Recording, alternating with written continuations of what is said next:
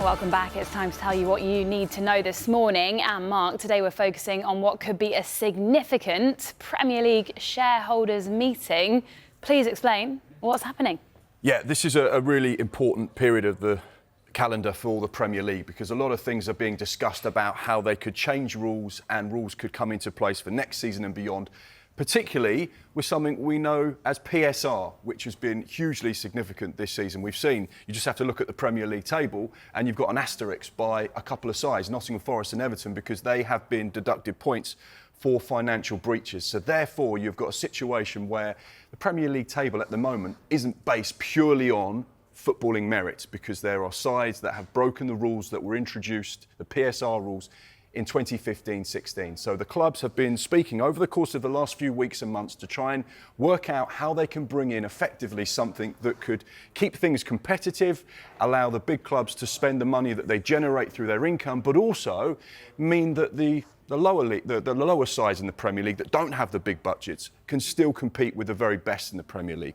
So there are talks today in a Premier League shareholders meeting about potentially changing the rules and trying to bring in which would effectively be like a salary cap. Now, this is something that's really significant because these rules potentially could come into place in 2025, 26. However, the vote today isn't to completely change the situation. It's just a vote to say whether they'd be interested in introducing a new set of rules. Now, one of the things that's being discussed is a cap on what individual clubs can spend on players, agents' fees, amortised transfer fees, and basically just stop sides going and spending billions of pounds on players and making it unfair and basically uncompetitive for other Premier League sides. Now, one proposal that is being discussed is something called anchoring, which would basically be a cap of 4.5 times the broadcast revenue from the lowest finishing Premier League side. Now, at the minute, that would be roughly £466 million. So it would still be a huge spend.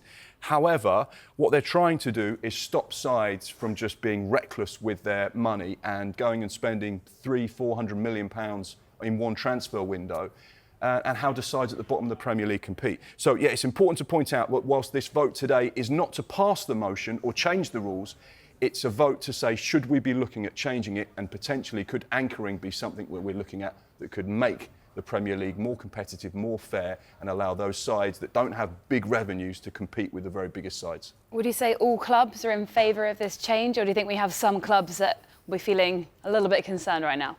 Yeah, interestingly, Manchester United are one of the Premier League sides that are opposed to the introduction of anchoring as a part of these new financial regulations. Manchester City aren't big fans of it either, of course, because they do have such a high wage bill. Their argument would be, well, actually, we generate a lot of money. In their last set of financial accounts, they turned over around £720 million. So they should say, well, hang on, we can spend that money because that's the money we generate. We have huge commercial income. We compete in the Champions League. We are winning the Premier League title. We make money, therefore we should be allowed to spend money. But what these rules will do is keep things more competitive than they currently are potentially. So it means the sides near the bottom of the Premier League that don't have big revenues away from broadcast income can actually compete because they are trying to keep that gap as small as possible.